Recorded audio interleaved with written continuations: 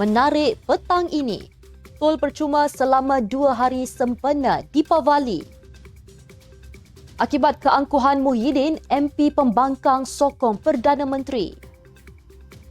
Khairi Jamaluddin digesa beri penjelasan berhubung pembaziran vaksin COVID-19. Guan Eng mulakan tindakan undang-undang terhadap Mastura.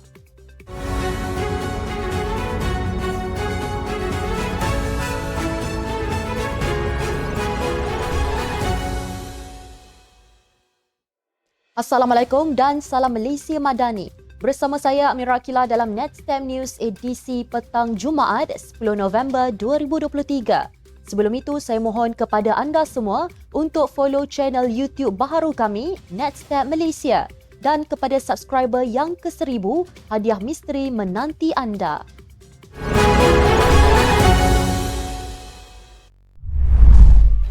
Berita sepenuhnya, kerajaan bersetuju untuk memberikan tol percuma selama 2 hari kepada pengguna lebuh raya bermula Sabtu hingga Ahad sempena sambutan perayaan Deepavali.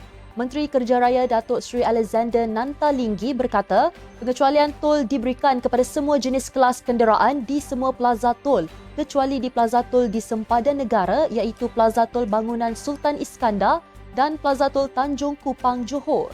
Kementerian Kerja Raya melalui mesyuarat bersama-sama dengan syarikat konsesi juga telah bersetuju dengan pelaksanaan pemberian tol percuma ini yang bermula pada 11 November 2023 jam 12.01 pagi sehingga 12 November 2023 jam 11.59 malam. Nanta berkata pemilihan tarikh itu juga bertujuan bagi mengelakkan penumpuan trafik pada hari perjalanan pulang ke kampung dan kembali semula ke bandar serta dapat mengoptimumkan pengoperasian dan penyelarasan logistik tambahan di sepanjang lebuh raya dengan anggaran jumlah trafik dalam masa 2 hari tersebut adalah sebanyak 11.8 juta kenderaan.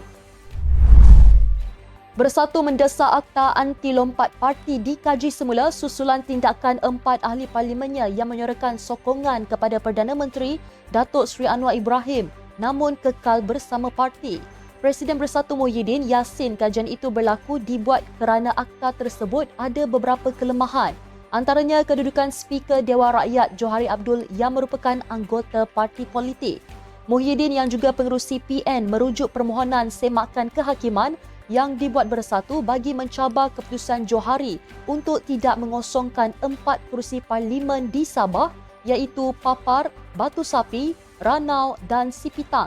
Semakan itu menamakan Johari dan 4 ahli parlimen kerusi berkenaan iaitu Armizan Muhammad Ali, Khairul Firdaus Akbar Khan, Jonathan Yassin dan Matbali Musa sebagai responden.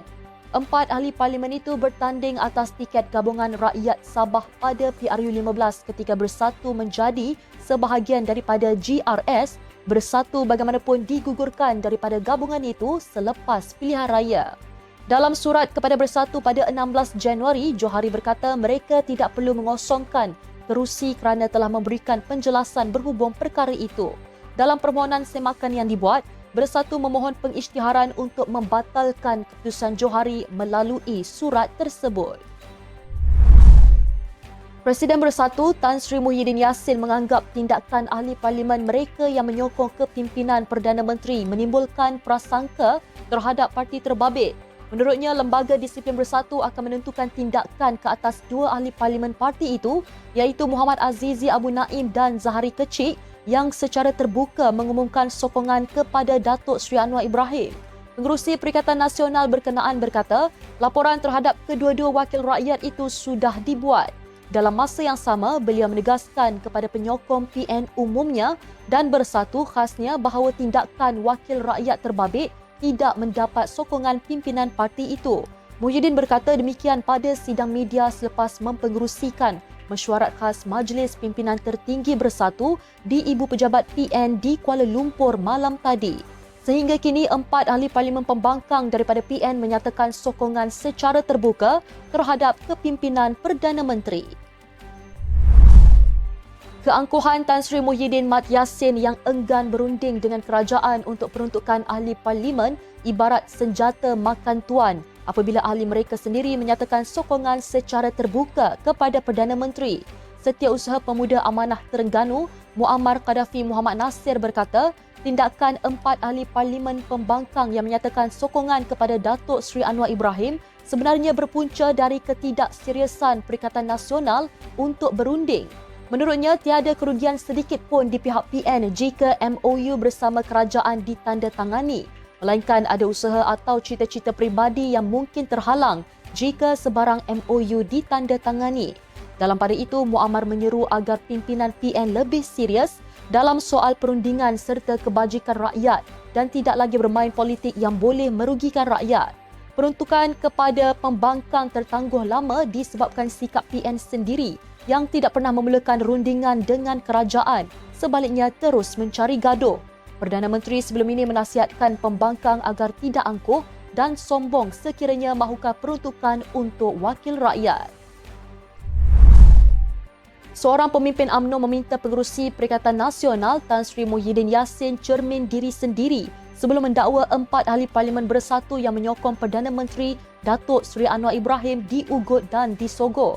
Ahli Majlis Kerja Tertinggi UMNO, Muhammad Fuad Zarkashi, membangkitkan pertanyaan kepada bekas Perdana Menteri itu siapa sebenarnya yang menggunakan kaedah Ugut dan Sogo.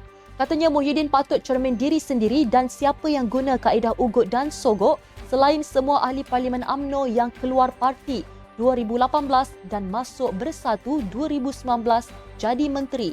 Malam tadi Muhyiddin dilaporkan berkata Bersatu akan membuat laporan polis dan Suruhanjaya Pencegahan Rasuah Malaysia dalam masa terdekat berhubung tindakan 4 ahli parlimennya menyokong Datuk Seri Anwar. Muhyiddin berkata pihaknya mendapat maklumat bahawa terdapat unsur ugutan serta sogokan bagi menarik ahli parlimen supaya memberi sokongan. Presiden Bersatu itu berkata pihaknya telah mengumpul bukti berhubung tawaran tertentu kepada ahli parlimennya untuk menyokong kerajaan perpaduan. Seorang pemimpin PAS mendakwa ahli parlimen Gua Musang Muhammad Azizi Abu Naim memberitahunya akan ada peruntukan membaiki padang bola sepak beberapa hari sebelum beliau menyokong Perdana Menteri Datuk Seri Anwar Ibrahim. Yang di-Pertua PAS Gua Musang, Azman Ahmad berkata, Azizi yang juga Ado Nenggiri memaklumkan perkara itu dalam pertemuan mereka dalam satu pertandingan bola sepak minggu lalu. Menurutnya, Azizi tidak menunjukkan sebarang perubahan menunjukkannya ingin mengalih sokongan dan sebab itu beliau terkejut apabila pemimpin Bersatu itu mengumumkan menyokong Datuk Seri Anwar Selasa lalu. Azman berkata pihaknya juga terkejut dan terkilan dengan perkembangan itu. Namun beliau enggan mengulas lanjut kerana belum mendapat gambaran sebenarnya. Pada PRU15, Azizi yang bertanding menggunakan logo bulan PAS menewaskan Tengku Razali Hamzah dari Barisan Nasional penyandang di Parlimen Gua Musang selama 11 penggal. Selasa lalu, Azizi mengumumkan menyokong Datuk Seri Anwar bagi memastikan kebajikan penduduk di kawasannya terbela dan mendapat pelbagai manfaat termasuk peningkatan kemudahan infrastruktur. Keesokannya, Ahli Parlimen Jeli Zahari Kecik juga dari Kelantan mengambil tindakan sama mengikut jejak Zulkarnain Abdul Khalid dari Kuala Kangsar dan Suhaili Abdul Rahman dari Labuan. Kesemua wakil rakyat Perikatan Nasional itu memberi alasan sama iaitu demi pembangunan dan kebajikan penduduk di kawasan diwakili mereka.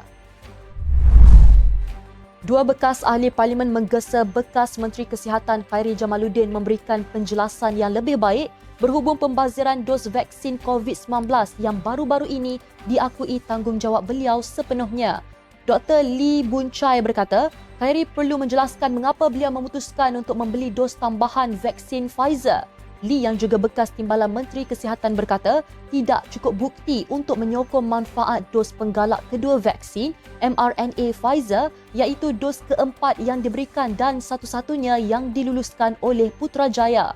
Beliau berkata kerajaan terdahulu hanya bergantung kepada Pfizer sebagai dos penggalak kedua walaupun tidak wujud data yang boleh dipercayai. Sementara itu, data dari China menunjukkan bahawa keberkesanan akhir vaksin bukan mRNA serupa dengan vaksin mRNA Pfizer tambahnya. Katanya kerajaan boleh mengelak daripada memesan lebih banyak vaksin Pfizer dengan membenarkan vaksin Sinovac sebagai penggalak, terutamanya bagi mereka yang telah menerima 2 dos awal Sinovac. Laporan Jawatankuasa Kira-kira Wang Negara mengenai pengurusan COVID-19 negara yang dikeluarkan bulan lepas mendedahkan bahawa 8.5 juta dos vaksin tamat tempoh menelan belanja sebanyak 505 juta ringgit. Pembaziran juga dikatakan berlaku disebabkan kelewatan Malaysia menerima vaksin berikutan permintaan global yang tinggi. Sementara itu, Charles Santiago daripada DAP memuji langkah Khairi mengaku pembaziran berlaku bawah seliaannya, tetapi beliau juga perlu menjelaskan dinamik dan pertimbangan yang terlibat dalam keputusan untuk memesan lebih banyak vaksin semasa krisis. Katanya Khairi mesti menunjukkan bahawa perbincangan diadakan dan keputusan untuk memesan vaksin tambahan tidak dibuat sewenang-wenangnya. Pengerusi DAP Lim Guan Eng memulakan tindakan undang-undang terhadap Ahli Parlimen Kepala Batas dari PAS Siti Mastura Muhammad kerana mendakwa beliau memiliki hubungan keluarga dengan pemimpin komunis Chin Peng atau nama sebenarnya Ong Boon Hua dan Perdana Menteri pertama Singapura Lee Kuan Yew. Lim berkata beliau telah melantik Peguam Sankara Narayanan Nair untuk memulakan prosiding undang-undang terhadap Siti Mastura. Lim juga menggesa Presiden PAS Abdul Hadi Awang dan pengerusi PN Muhyiddin Yassin untuk menyatakan pendirian mereka secara terbuka terhadap dakwaan yang dibuat Siti Mastura. Selain dengan Chin Peng dan Lee Kuan Yew, Siti Mastura juga mendakwa Guan Eng dan bapanya Lim Kit Siam mempunyai hubungan keluarga dengan ramai pemimpin DAP, termasuk seperti Setiausaha Agong DAP, Anthony Loh, Naib Pengerusi Ngal Kormeng dan Teresa Kok serta Ngeh Ho Ham. Susulan itu, Lim memberi tempoh sehingga semalam untuk Siti Mastura membuktikan dakwaan itu. Semalam, pemimpin DAP juga membuat laporan polis terhadapnya dengan menyifatkan dakwaan itu sebagai tidak berasas, fitnah palsu dan berniat jahat. Mengulas lanjut, Lim mendakwa Siti Mastura bersikap resis dan ekstremis dengan membuat dakwaan itu bagi menimbulkan ketakutan terhadap DAP dan orang Cina. Beliau juga mendakwa Siti Mastura enggan menunjukkan bukti atau memohon maaf atas dakwaan yang dibuat. Sekian untuk edisi petang ini. Ikuti perkembangan semasa isu-isu panas politik Malaysia setiap hari hanya di Nextstep News. Jangan lupa untuk follow channel YouTube baru kami, Nextstep Malaysia. Nextstep Malaysia menjangkau informasi, mengorak inspirasi. Saya Amirah Akilah. Assalamualaikum dan salam sejahtera.